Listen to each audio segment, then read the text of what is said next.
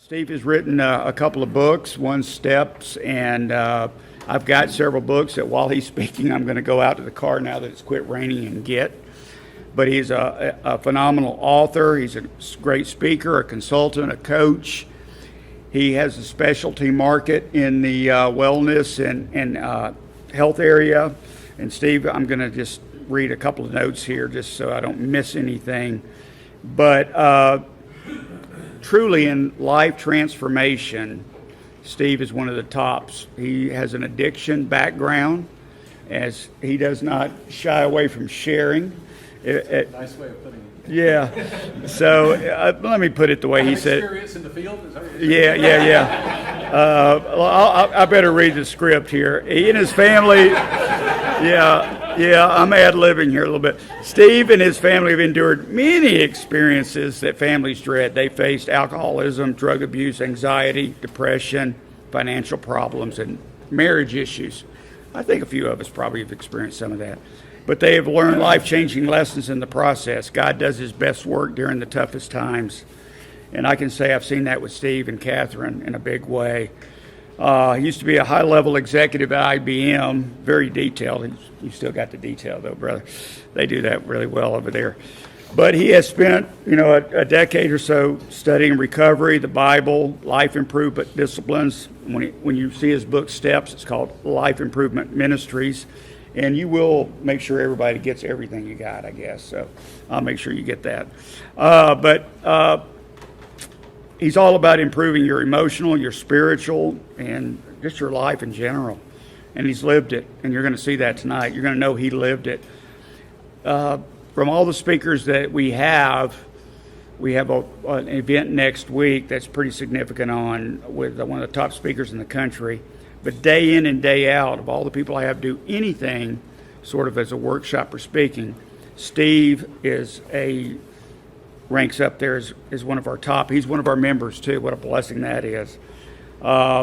He did retire finally from IBM in 2018 after 38 years, and now he started his nonprofit organization, Steps Ministries, and has the goal of helping people improve their lives, get closer to God, and prevent addiction. And they live here in Birmingham. They're members of Oak Mountain Presbyterian Church, but this guy pours himself out into serving, loving, helping people through some really, really tough stuff. And he's lived it. And I know that at our church that we're both members of, he's done a couple of things on parenting and marriage, and it's been some of the most wanted to be attended classes in the church. So tonight you are in for a real special treat. And please enjoy this, because this is going to be something you'll remember forever. And Steve, we thank you so very much for doing this. Get on up here and do it, brother. All right, Steve Ward, guys.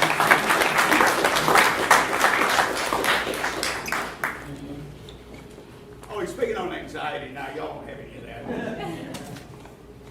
Anxiety is a good thing. At least it can be. And we're going to change your paradigm on how you think about anxiety tonight. And it comes in handy that anxiety can be used for good, because we live in an anxious world. There's anxiety everywhere, and we're all on the anxiety spectrum somewhere. So you're going to see a lot of information over the next 40 or 45 minutes. But I want to simplify it for you. I just want you to do three things while I talk. The first is to pause. Is to intentionally pause and shut out all those other things that are intruding on you. All those worries, all those things that you have to do, those inner voices that are coming to you. Just pause. Put those on pause for this period of time and be present. Be in the moment. Next is evaluate. Evaluate what I'm talking about and say, is that pertinent? Is it relevant? Does it relate to real life? Does it ring true to me? And then third is choose. At the end, I'm going to ask, are you willing to change how you think about anxiety and take steps in that direction? And nobody can control what you do other than you, so you need to make a choice. So pause, evaluate, and choose, and it's that easy. And other than that, I hope the information is helpful to you, and I hope it's very, very encouraging to you. So who do you know who's affected by anxiety? Probably a lot more people than you know, because it is kind of everywhere. Really, the answer is probably everyone that you know. And it affects us in a lot of different ways. And the paradigm we're talking about is how can we transform anxiety from a bad thing and actually use it for good. And one example is just what I'm doing right now with public speaking, right? Public speaking makes almost anybody anxious, including me. Even people who've spoken a lot tend to get nervous by it. But you can do one of two things, right? You can either allow that anxiety to impede what you're doing, or you can use it as fuel to try to encourage you to do your very best. So that's just an example of how we can use anxiety to do good things. And all of us can. But in its worst cases, anxiety is a big problem. This talks about clinical anxiety conditions, disorders.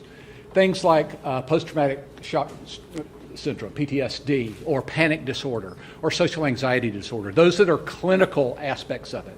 And you can see about 1 in 3 adults in the United States will suffer from that over the course of their lifetime.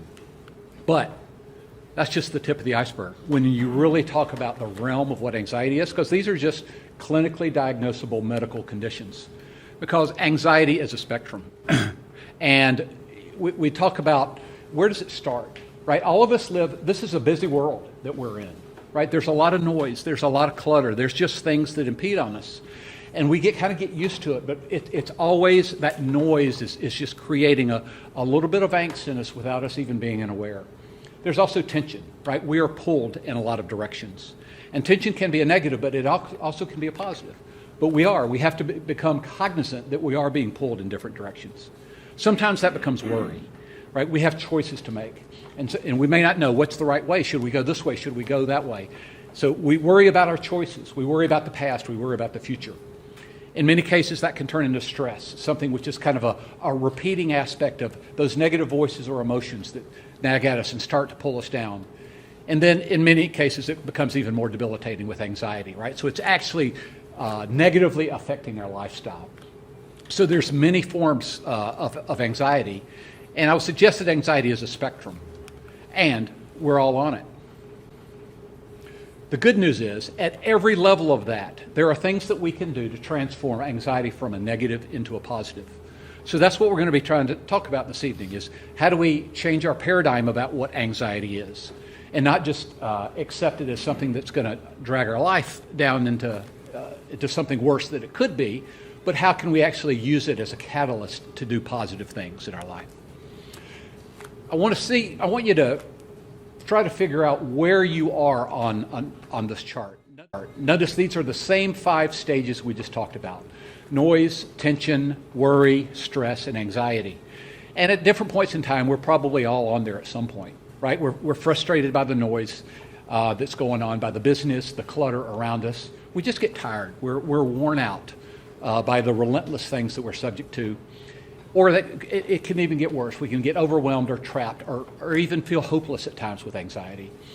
And not only for yourself, but I would suggest that many of the people you know are somewhere on the spectrum as well.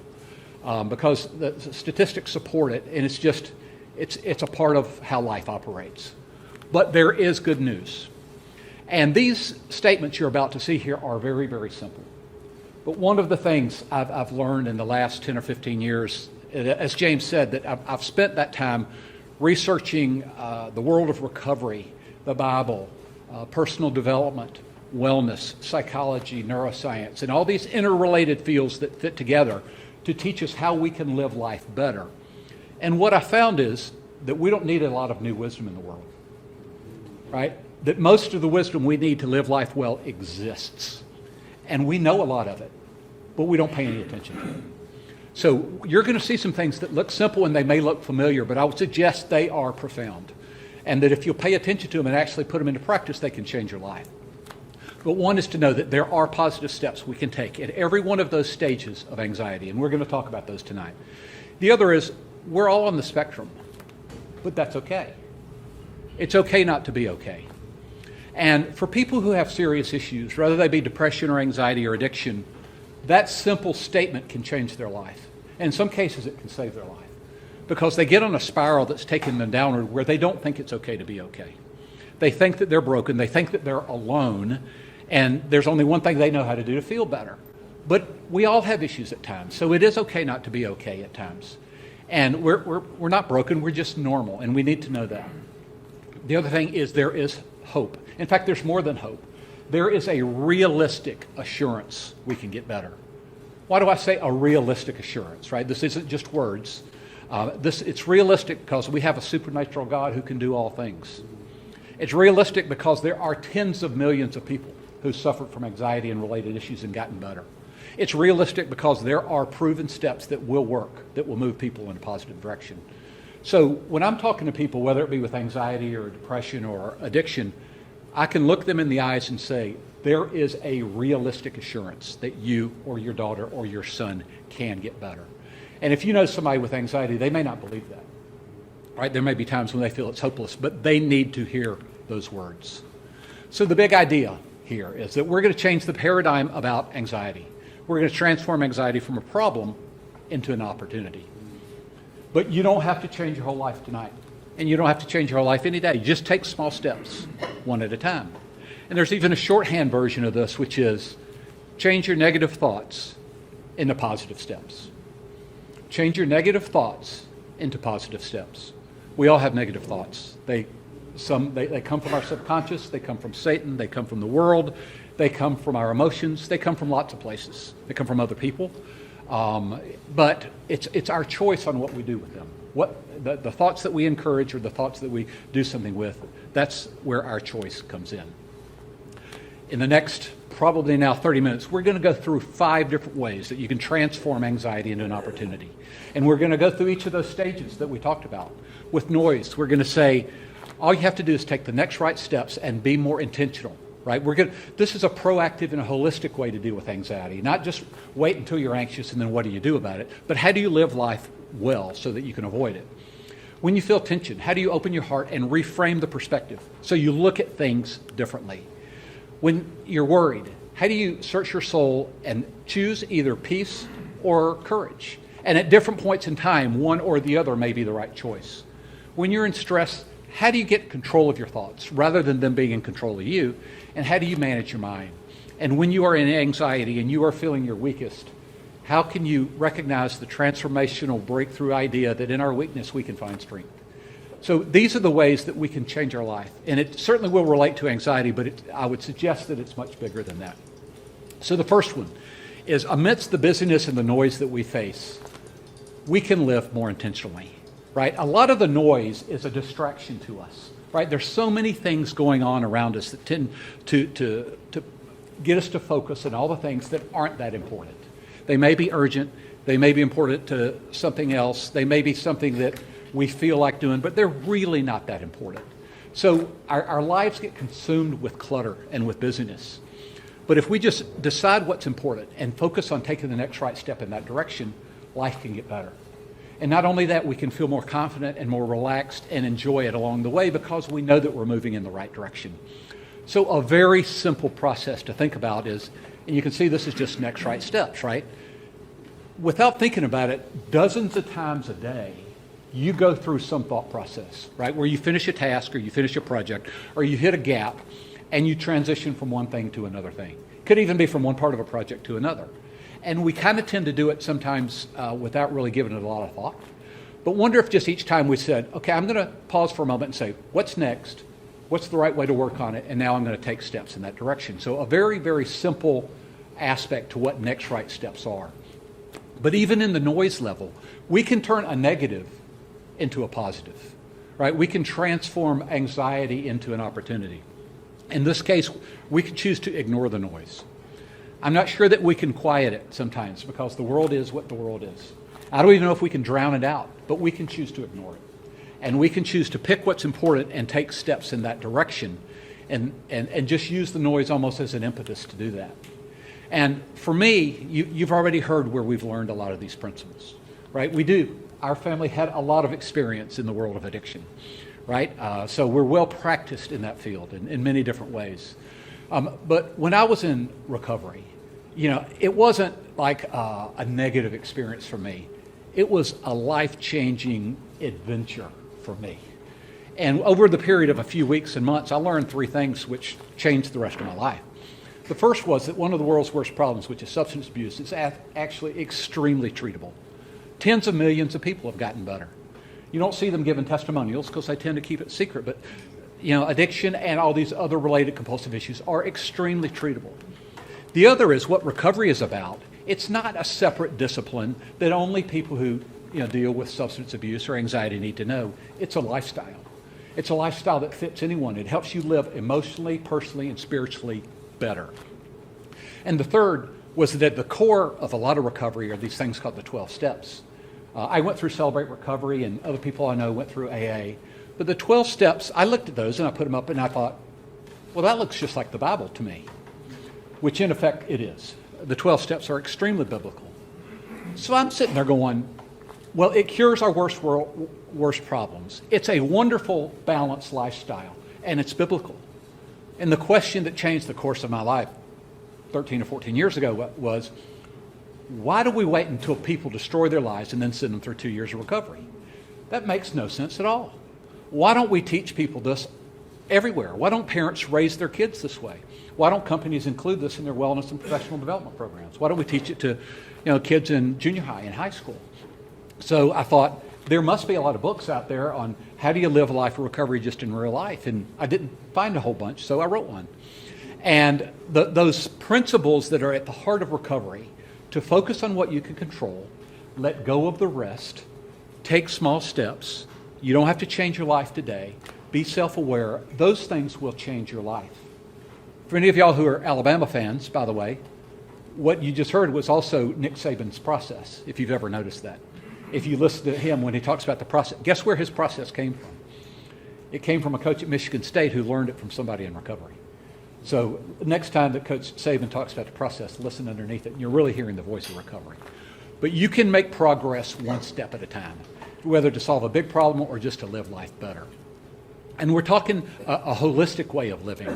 This is a definition by the National Wellness Institute, which I like a lot of what they do. I'm certified in their wellness program and on their resilience program. But this definition of wellness has a couple of good words in it. One is that it's an active process, right? It's something that we live and that we move through. And the other, that it's made up of our choices, that we can make choices toward a more successful existence. I've added this definition, which expands this to, I like the word wholeness, right? Which is a very biblical term, and it's a very biblical thought when you get underneath what that means. And to say that, life is a journey that we take a step at a time. And we are asked to use our heart, soul, mind, and strength to do that. And that's what we're going to be talking about tonight, is how do we do that to live a life of wholeness that lets us deal with anxiety. So we are asked to love God with all our heart, soul, mind, and strength, but we can also love other people the same way. And we can love ourselves the same way, and we can live life that way. And that's what we're going to talk about. But again, you don't have to change your life tonight or tomorrow. You can take it a step at a time. And just think about those words, next right steps. Just next. Be proactive. Focus on one thing at a time. We think we can multitask. Really, neuroscience would say that you can't multitask. You can balance multiple projects, but you can really only focus on one thing at a time. And it just simplifies our life when we do that. Even if you have multiple things going, focus on one thing at a time and do that. So take the next thing. The other is pick the right one. Be thoughtful. Rather than being impulsive or compulsive, be thoughtful and pick the right next step. And then take small steps. By the way, I could cite dozens of different experts and books from neuroscience, from recovery, from wellness, from James Clear and Habit Formation, from B.F. Fogg, from Stanford, who would all support that this is the way to live life better and to transform your life one step at a time. So we're coming close to the end of this first section, which is, amidst the noise, you can live life better by focusing on what's important, moving in the right direction one step at a time. Now, if all of you could take out your phone, which in a way is an anxiety-creating machine, right? I think you would have to agree that it creates anxiety. Just as we're changing the paradigm that anxiety can be a good thing, we're going to change the paradigm that this is an anxiety-creating machine. And tonight I'm going to teach you 5 ways to use it to lessen the anxiety in your life. Here, how can you live more intentionally? If you're like me, when you wake up in the morning, probably the first thing you do is you reach over to your bedstand and you pick up your phone, which is sitting right next to me. You know, it could be to check the time or see if any text came in or whatever. What I would suggest is every morning when you get up, when you first reach over that phone, just say, today, I'm going to schedule a few minutes to take at least one next right step. So again, that's a step on something that's important. You don't have to fix it today. You're just going to take the next step. So it could be that simple, right? You get up in the morning and you think, my friend Fred is having some issues and I've been wanting to talk to him. I'm not sure what I want to do, but a next right step would be to give him a call. Siri, could you put an appointment on my calendar for 4 o'clock to call Fred? Boom, you're done, right? So it gets you in the mode of thinking, I'm going to be intentional. I'm going to pick things that are important, and I'm going to take the next step in that direction. And use that to keep some of the noise at bay. The noise which will lead toward worry and anxiety if you let it. But when you're focused on things that matter, you'll find yourself energized rather than with worry, but with excitement. Now, the other thing you could do is you could actually turn your phone off. I know that's radical, you know, and for any of you who seriously consider that, the harder you find to contemplate turning it off and setting it aside, the more I would suggest it's probably worth thinking about. And we won't go into that. But just know that you can turn off that noise machine if you want. And also know that amidst the noise that God is speaking to you. The world is so loud, our thoughts are so loud, we may not hear him. And he may be whispering. So you have to quiet that noise and listen very, very carefully. But he is whispering, even amidst the noise. The second thing is we have tension. We are pulled in a lot of different directions in our life. But if we check our heart, we can reframe the way that we look at the world. We can adjust our perspective. And all of us have a worldview, whether we know it or not, right? You look at the world a certain way, and you make decisions and choices that way. People who've never even contemplated the term worldview have one. And it's the perspective is the lens through which we look at the world. So the first thing is to become aware that we do have one, right? You have a set of biases that you judge the world by. And to become more aware of it, to times to think, can I reframe how I'm looking at the world? And then if I find a new way, how do I get that set so that I continue to do that in a positive way? And we're going to talk about that a little bit. So here, when we're talking about dealing with tension, we're going to turn anxiety into an opportunity. So you can embrace tension, right? When you're pulled in a direction and it's making you uncomfortable, many times that can be a good thing. If the way we fulfill our dreams, the way we enact change in our life, the way that transformation happens, all will involve attention of us being pulled in a direction. So this can be a very positive thing, and understand that. I won't go through what all these pictures are, but we're talking about reframing our perspective here. And all of these pictures, to me, are very, very important. And the way I would suggest you think about your worldview is it's the place where you keep your values, right? What are those things that are important to you? And the way that you can exercise your values is to think deeper. You know, what's really important, to me inside? How am I designed? To think longer term. What is my purpose? To think higher. What is the meaning? Right? To broaden the way that we think. And by changing the way we think, we can change our perspective. And that's how this helps us, again, focus on the things that are important rather than the trivial.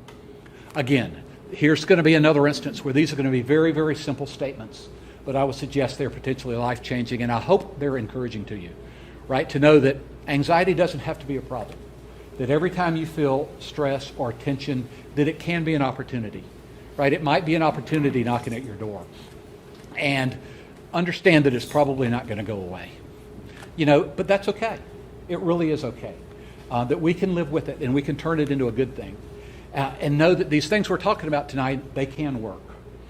What STEPS does, right, is I can tell you that there is a realistic assurance that everything you're hearing tonight will work, because I don't make it up.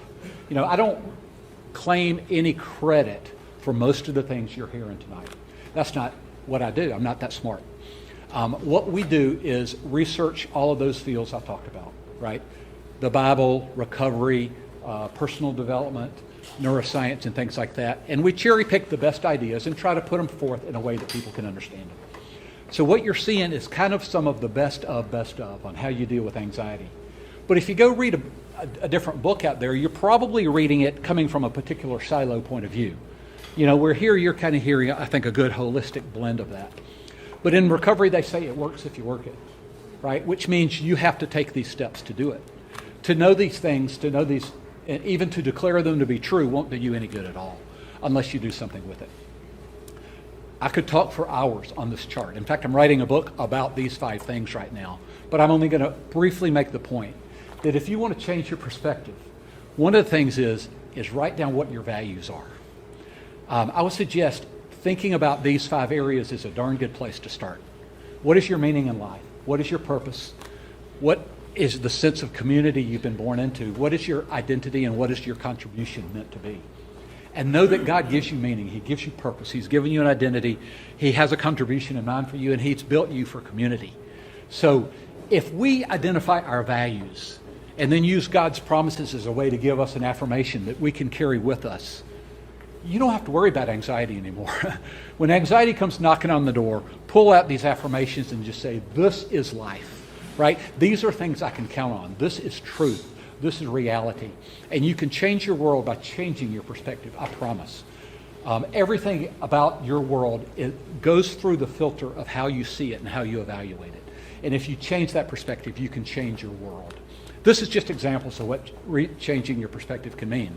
Again, across those 5 areas of anxiety, you're not, unless you're a hermit, right? Or unless you retire out to an island somewhere, you're going to have noise. But you can be content amidst the noise. If you focus on what's important and take small steps in the right direction, you can be very content. You're going to have tension. But rather than it be a negative, it can be wonderful. It can pull you in a positive direction, right? You can have peace amidst the worry. Even with stress, right? You can have choices coming at you all day long.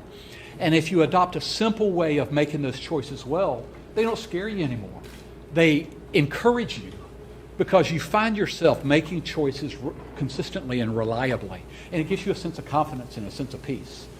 And then when anxiety is really dragging you down and you're feeling most weak, and it forces you to do those things that we don't want to do, which is to absolutely give up and surrender, then you're in the strongest position you could possibly be. So reframing your perspective can change your life. And we'll wrap up the section here is to say, you can kind of get that ingrained into your behavior. This is a term in psychology known as set point, right? Have you ever noticed that most people kind of are a certain way? They're either kind of optimistic or kind of pessimistic. They're either kind of happy or kind of sad. And a certain event may take them in one direction or another, but guess what? Afterwards, they kind of revert to what is their set point, right? We all have one. The good news is we can adjust it. Now, it may take some time, right? But just like adjusting your thermostat to change the temperature and make it higher or lower in your house, you can adjust your set point. But just start noticing, right, that after something that's exciting or something stressful, notice the equilibrium that you turn to afterwards. What is that like for you? That's probably your set point. And if that's where you want it to be, cool, you're good. But you can also do things to adjust that by reframing your perspective and then becoming more habitual about doing that. So let's pull out your phone again. You can use your phone to change your perspective. Because this isn't just a phone, right? It's a camera. Well, when you take a picture, you can reframe your perspective many ways, right? You decide what it is you're going to look at. Are you going to do a close-up? Are you going to back up from it? Are you going to zoom in? Are you going to use filters? What area you're going to focus on? So you're reframing the picture. Every time you use this as a camera, you're adjusting the perspective. So every time you pick up your phone, remember that it's a camera. And remember that you can reframe your perspective, right? If you're in the middle of an argument and you're yelling at your teenager because he's doing idiotic and he's not listening to you, and you pick up your phone to do something, remember, you can reframe your perspective. And that might be a darn good time to do it. There are 20 pictures on here that I took on a hike the other day, right? I didn't try to make them really good pictures. One thing interesting about all 20 pictures on there, they were all taken from the exact same place. I literally did not move where I was standing to take 20 pictures.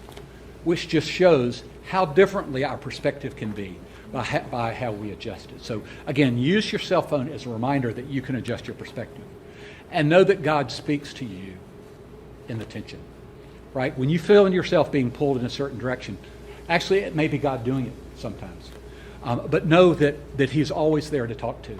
And he wants to help you adjust your perspective. So He's always there. The third area is worry, right? There are a lot of choices that we face. And, all during the week, we may run into what we will label as a crisis. And we think a crisis is a bad thing, right? Well, another definition of a crisis is a point in time when an important decision needs to be made. That's actually a definition of the word crisis. So a crisis can be an opportunity, right? Every time something happens to us, it's an opportunity. And at some point in time, we're just supposed to chill and choose the path of serenity. And other times we're called to step forth with courage. But in any case, when you feel worry coming on, hey, don't worry about the worry, right? Because we all have it. But see it as an opportunity. And here are the 3 steps, and this may start to look familiar for some of y'all. First, I would suggest as you lead with serenity, is just start letting go of things. The other is call on God for wisdom and ask Him to let you know when do you need to step out with courage. And we'll walk through how we do that. But know that we can change anxiety from a problem into an opportunity. And with worry, just see it as a warning signal, right? It's like an indicator light on your dashboard. It means you should do something, but it's up to you to make the choice on what to do. So treat worry that way and use it to inspire you to make good choices. The story here, the guy on the left happens to be a gentleman named Henry Blackaby. Henry Blackaby wrote a book called Experiencing God, which also has been turned into a course. Catherine and I took it, 30 years ago. If you've ever been in a Baptist church, there's a good chance you've been exposed to it.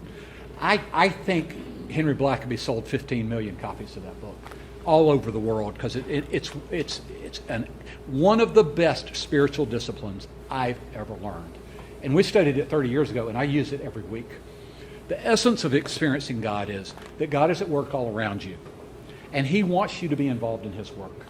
And He will give you invitations to be involved. And when He gives you that invitation, in effect, it is a crisis of faith. And it's up to you to make your choice. Are you going to accept that invitation or not? But it's only after you accept the invitation that you experience God at work and where you find the blessings. That's the short version of his book of Experiencing God. And so there have been times in my life when I felt that I was at a crisis, right? But in each case, I tried to discern, is this an opportunity? And I won't go through those pictures, but they represent me finding Jesus when I was 40 in a Promise Keeper Stadium in Jacksonville. It is me getting involved in Frontline Outreach, which was a ministry I worked on, was an inner city ministry in Orlando. Me finally quitting drinking, which was, by the way, several years after finding Jesus. Writing my first book and then deciding to leave IBM and start a ministry. Those were all, I think you would call them a crisis, right? Because a decision, I was put in a position where I felt that I was being asked to make a decision. And a crisis can be one of the best things that can ever happen to you, I promise. And understand that what we worry about sometimes, if we look at what the root cause of it is, very often it comes back to something called control, right? We are way screwed up on the concept of control. You know, I am, right? I was probably born addicted to control of the many things. And then I went to Georgia Tech and got an engineering degree, right? So it codified it. And I worked for IBM for 38 years, right? So I was rewarded on control, right? You put a project in place, and your project was to control every person and every variable between you and success, right? I got real good at control. Well, in the real world, that'll drive you crazy, you know, because you start to assume that you can control everything. You can't. You know, we don't really control our circumstances, we don't control our outcomes, and we don't control other people. We think we do. We don't. I'll use outcomes as an example, right? One of the premises of our ministry is you can take positive steps in the right direction, and that's a great way to live. But at the same time, you have to let go of your compulsion for what the outcome's going to be. Because there's a lot of variables in between you and the finish line that you don't control. You know, this presentation tonight, all I could do was do the best job I could to prepare. I didn't know if we were going to lose power. I didn't know if anybody was going to show up. You know, I didn't know if, you know, there's lots of things. Any project you're working on, you may think you own the outcome, but you don't. if you work for a company, you don't control the economy. You don't control their finances. You don't control if you're going to get fired. You don't control your boss, on and on and on. The compulsion we have for control is one of the, you're talking about low fruit of a way to get rid of worry, is get wiser about the concept of control. And I would suggest that the simple tool of the Serenity Prayer is a good way to do it. I love recovery. and the biblical, logical, practical aspects of it are, wisdom is so simple and so profound sometimes that you look right past it. I would beg that you don't look right past some of the things that you're talking about. You can live your life this way, right? Is to continually ask God to give you the wisdom to know, is this something that I can't control, so I should just let it go? Or is this something you want me to step forth with courage and do something about? That can change your life. And this is what the 3 steps are of this process. I would suggest you start with serenity. If you've ever decluttered your house, you ever notice how much junk you've accumulated? And, when Catherine and I were trying to move into our downsizing our house in Atlanta, we decluttered our house and we thought we'd done a great job. And 6 months later, we looked around. We still had a lot of junk in our house. And we did it again. And 6 months later, we looked around and we still had a lot of junk in our house. That's what it's like with all the things that you think you can control.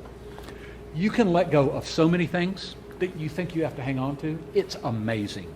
So start with step 1 being just let go of stuff. I'm not saying decommit from things, but let go of your compulsion with controlling your spouse, because that's not your job. Let go of your compulsion with controlling your kids. Let go of your infatuation that you can change all the circumstances for you and everybody around. So just let go of the myth that your job is to control the world. Number 2 is it's okay not to know the answer sometimes, because in our weakness is where we find strength.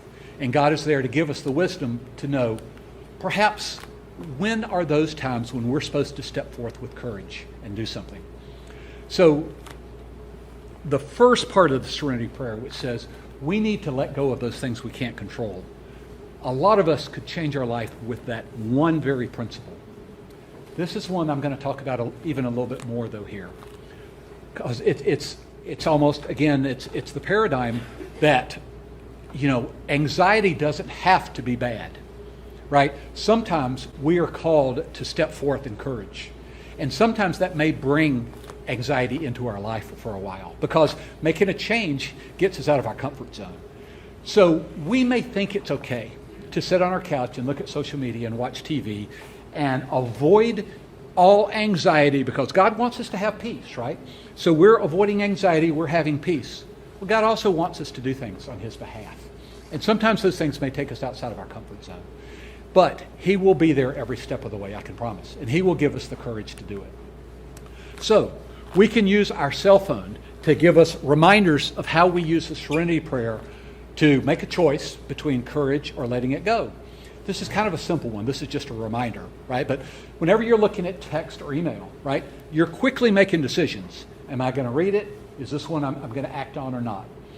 I would suggest you can use the Serenity Prayer to do that, right? Start with the default that you don't need most of them, right? You can get rid of a lot of that clutter and just say, not something I can control, not something I can control, delete, delete, delete, delete.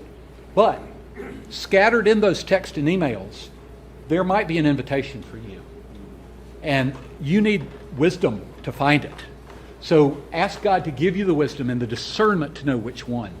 And you can get an invitation from God that shows up as a text, right? You can get a text from your buddy, that you're going to have lunch with John in 3 hours.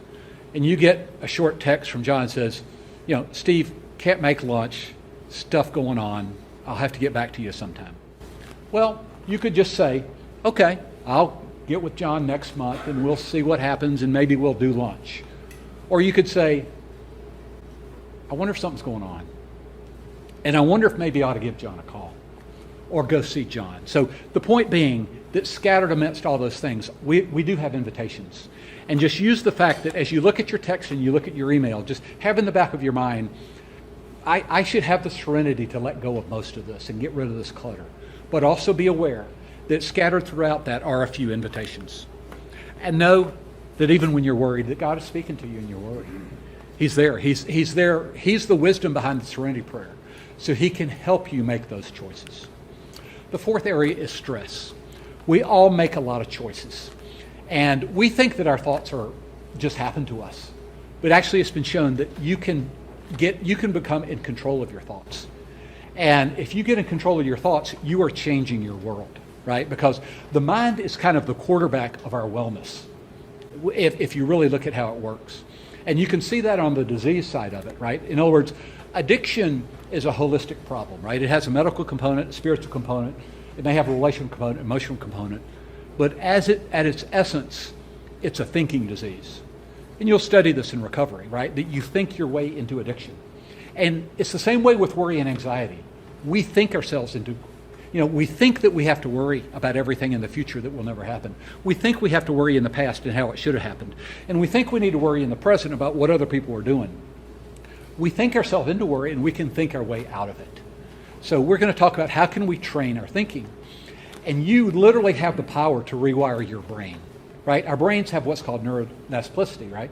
Neuroplasticity. You can rewire your brain. Now, of all the things I've said, you don't have to memorize anything tonight, but I would ask you to remember these simple words: pause, evaluate, choose. You may remember I mentioned them at the start, that I wanted y'all to pause and set things aside, evaluate what's going on, and choose. Those three are really the basis for a lot of these things we're talking about. And there's, again, a lot of science behind this to just pause for awareness, evaluate the situation, and then choose. And you can change stress from a problem into an opportunity. And whenever you have these choices coming at you, just say, okay, this is a chance for me to exercise positive thinking. This was an incredible moment in our family. This is my older son when he got married in March.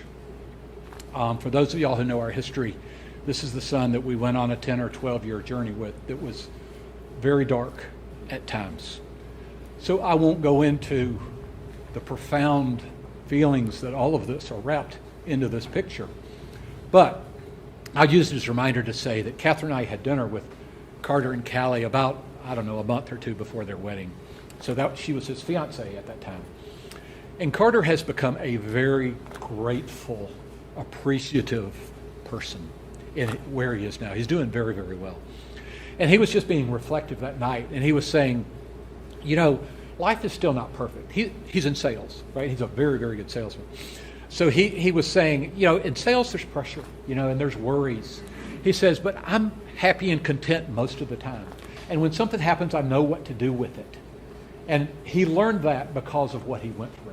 So he and I have had the conversation that many times he is the man that he is now, not in spite of his problems, but because of them. So sometimes our worst problems can turn us into the person we're supposed to be. And this simple concept of pause, evaluate, choose, I'm going to give you 3 very quick examples to show you how powerful it is. Examine your emotions, right? Our emotions are semi-random, right? Our emotions don't necessarily come from anywhere positive. We may feel bad, we may feel happy, we may feel excited for lots of reasons that we don't understand. But if we pause and rather than overreact and automatically get angry because we feel that way, if we pause and just say, I'm going to pay attention to this, and I'm going to see it like it's an indicator light, and then I'm going to decide what to do with it, that means your emotions, that you're now getting more in control of your emotions. I've heard it said that the way we handle our emotions is sort of like the way we should handle our kids in the car with them, right? Is that we want to hear what they're saying to us, right? We want them to talk to us, so we're not going to shove them in the trunk. But we also don't want them driving us around, right? It's the same way with emotions. You want to pay attention to them, but you don't want them driving you around. Here's the second example of pause, evaluate, choose. Replace negative thoughts. You have negative thoughts.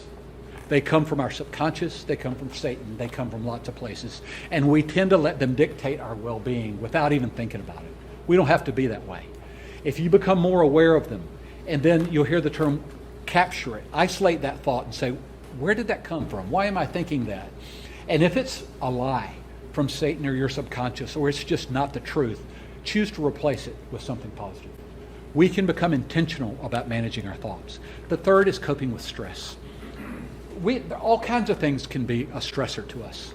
work, other people, relationships, the news, lots of things. Notice what causes you stress. Ask what the reasons are, evaluate, and then choose a coping mechanism, right? There's lots of good ones. It can be to pray, it can be to meditate, it can be to breathe, go for a walk, exercise, take a drink of water, listen to music, do something you like to do, read a chapter of a novel, etc. So, again, pause, evaluate, choose a way for you to deal with all the stress in your life. And you can use your phone to help you deal with stress. The next time you feel something stressful happens to you, or you feel a negative thought, this is also a clock, right?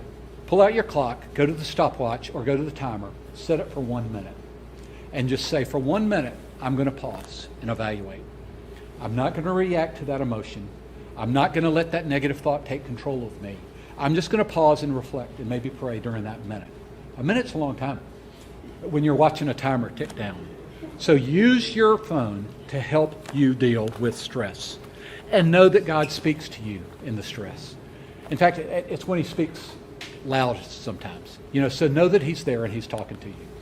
The last area is anxiety. There are times when all of this becomes too much. And our weakness shows up and we don't know what to do. And in our way of thinking, we think that's terrible. That may be exactly where we're supposed to be. Because in our weakness is when we find strength. And we aren't meant to travel this journey alone. God is with us and there are other people who can help us. So our times of worst anxiety may be the best opportunity we have to transform our life for the better. Simple 3-step process. Admit your weakness, be willing to seek and accept help, and then draw on that strength to change your life.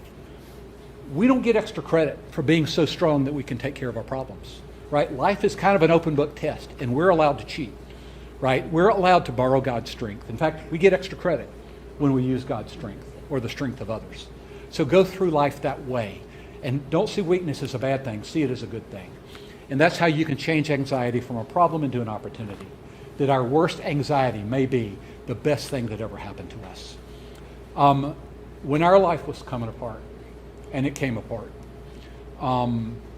Catherine hates when I refer to it as the dark ages, but it's how I think about it. Because 3/4 of our nuclear family were dealing with addiction, and we had depression in the family, and anxiety in the family, and marriage issues, and financial problems. And it wasn't pleasant. And I wouldn't change it for anything in the world. Because it changed our family for good. And some of the worst things that we go through are when God does his best work. And there were times when I would wake up at 3 o'clock in the morning with no feeling whatsoever that I knew what we were going to do. God, what is our family going to do? And I felt closer to God in those moments than any other time. This sounds crazy. I'm not even sure I can explain it. I get jealous of those feelings sometimes. Because when life is going well, guess what? We just cruise through and we don't think we need God anymore. When everything comes apart, we know we need God. And so I was closer to God during those times than ever. And I would literally envision him holding the other end of a lifeline and keeping me afloat. And the other thing I've noticed is that anxiety sometimes in crisis leads us to our moments of surrender. And which is really what God wants, right? God could change our circumstances anytime he wants. That's not what he cares about. He cares about us. He cares about our heart. And he wants surrender. And if it takes us, our life coming apart to get there, I hate to say it, he's probably cool with that. Because what he wants is our heart. And he wants all of it. And when we surrender is very often when he chooses to step in and do miraculous things. At least that's what has been the case in my life. And there were times of the many things that were going wrong. Our finances were going very wrong during this time. And we owed money that I didn't know how we were going to pay. And I was sitting there one time, and I didn't know what we were going to do. And so to the best of my ability, I surrendered our finances. And somewhere along that way, I get a letter from IBM, and I open it up. I'm thinking, this looks like administrative in nature, right? And the first sentence was, Dear Steve Ward, the stock options you were given 10 years ago have matured. Enclosed is a check. And the check was for tens of thousands of dollars. I don't remember ever being given those stock options as an award. 10 years prior I don't know if God reverse engineered reality, or I don't know what happened, but the money showed up that was within a couple of $1,000s of what we needed. In that same period of time, I went through a period where I wasn't answering the phone because I didn't want to talk to creditors. Right? I didn't want them telling me they wanted us to pay them money. I knew they wanted us to pay them money, so I wouldn't answer the phone. And there's one time I'm sitting in my office at home and the phone was ringing, and on the fourth ring I reached over and answered it. And it was a credit card company. And I thought, why did I do that? But this person was different than the rest. She was caring and she was compassionate, and she talked about my situation, and we talked for an hour. And she introduced me to a program that they had that allowed us to restructure our debt. And it gave us some relief. This was years ago. I don't remember her name, but I told her that I thought she was an angel. And I don't know if she was literally or figuratively. But when we really surrender, when we're in our worst points of anxiety, is when miraculous things happen. So when we're in anxiety, we need to understand where it comes from and know that we generate some of it, right? When we try to control circumstances, people, and outcomes, we create some of our own anxiety. But also know that we are under attack on all fronts. Our means of defense are our heart, soul, mind, and strength, but we're attacked on every one of them. Our heart attacks us through our emotions, which are random at times. Satan attacks our soul, and he whispers, lies and discouragement and fear into our soul. Our mind attacks us with thoughts that come from places, and our will attacks us with habits and inclinations that are bad. And we have to be proactive to use tools against those. There are also things which are very serious which contribute to anxiety. And some of these have affected some of you and some of the people you know. So I'm going to briefly touch on them, even though they're very deep topics. It's heredity. Sometimes we have genes which give us a proclivity toward some inclination or another, right? You could have anxious parents. If we use the Serenity Prayer to think about that, I would suggest that might lead us to the conclusion that that's something we don't have the control to change. So maybe that's something we should, with serenity, let that go and say, our genes are what our genes are. Nothing I can do, I'm going to move on. Upbringing. I've talked to a lot of people who had trauma in their upbringing, and trauma in a very real sense, but also it's my theory, which I think is a well-founded hypothesis, that we all have trauma-like things that have happened to us, and they affect us more than we know. But those people who've had trauma, it affects them for decades and sometimes for the rest of their life. If we apply the Serenity Prayer to that, it might suggest that in some cases we need to have the courage to go to a counselor or go to someone and talk about that.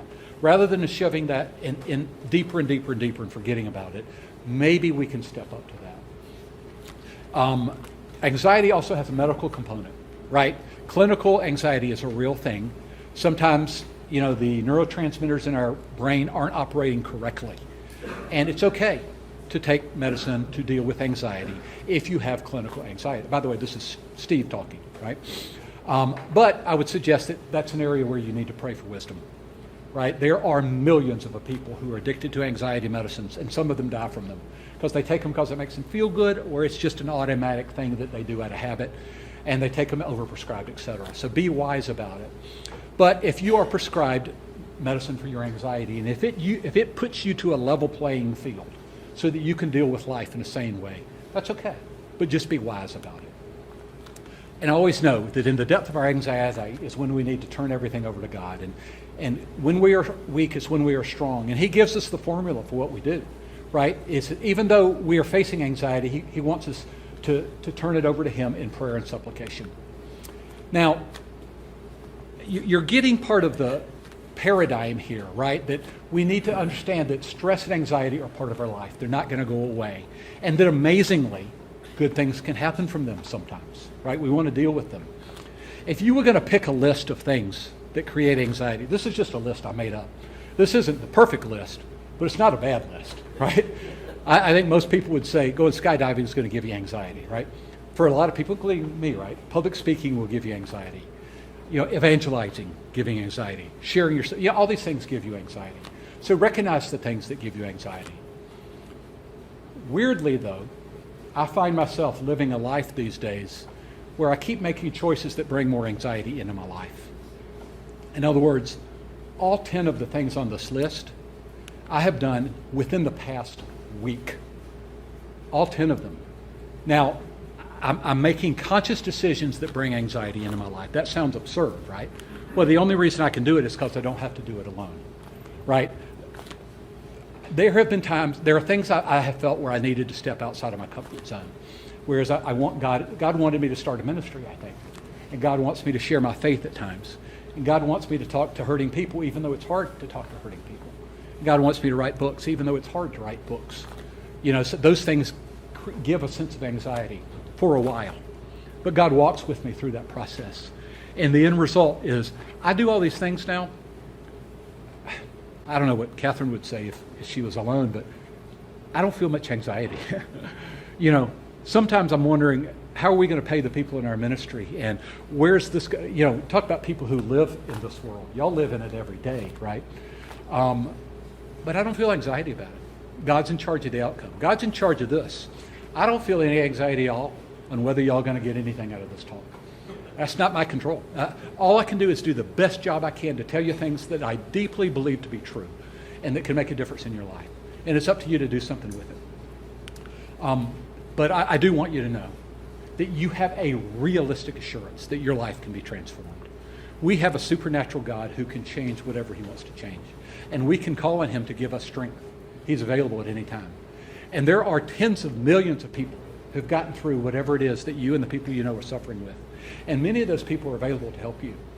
And that there are resources in the Bible and in recovery. And this is what STEPS is all about. There are resources that are meant to help you.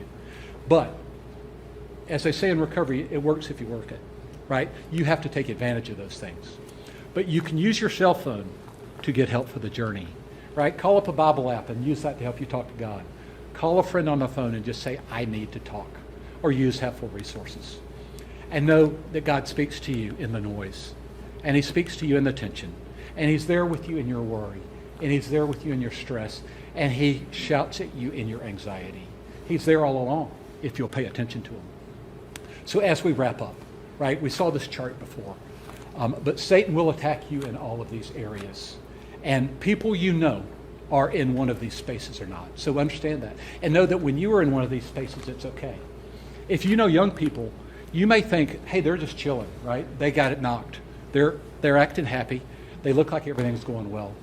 Anxiety is harder for young people. It's worse for young people than it is for us right now. This is near and dear to me right now. So I want you to know this because you know young people.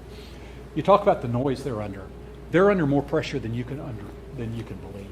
They have all the anxiety we grew up with, but they grew up with an anxiety device that they carry around with them, and the unbelievable FOMO that comes at them through social media every day, and our incredible proliferation of drugs and alcohol, and a culture that doesn't give them any support. It feeds them the wrong information.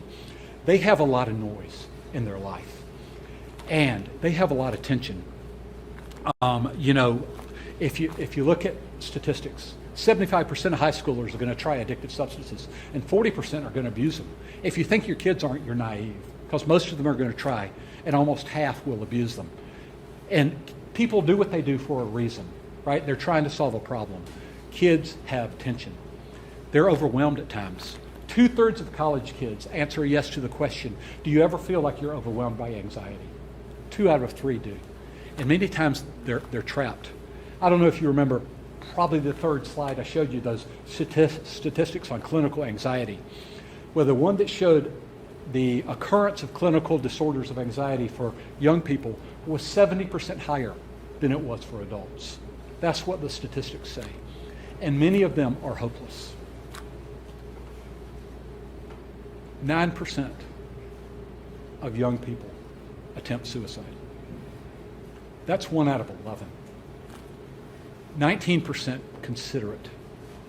And I'm very close to many people who have sons or daughters who've either committed or have attempted suicide. So the point being, anxiety is prevalent in the people that you know and love, including the young people. But there is good news, because we can turn anxiety from a problem into an opportunity. We can ignore the noise, and we can live intentionally one step at a time. We can embrace intention by reframing our perspective. We can use worry as a tool and to make good choices, to choose either peace or courage. We can leverage stress and let it change how we think and adopt the disciplines of managing our mind. And when we feel at our most weak, we can surrender anxiety and turn to God and others. And we can turn our negative thoughts into positive steps. That's what Steps Ministries do. This is our homepage, right? We help hurting people. We provide help, healing, and hope for hurting people.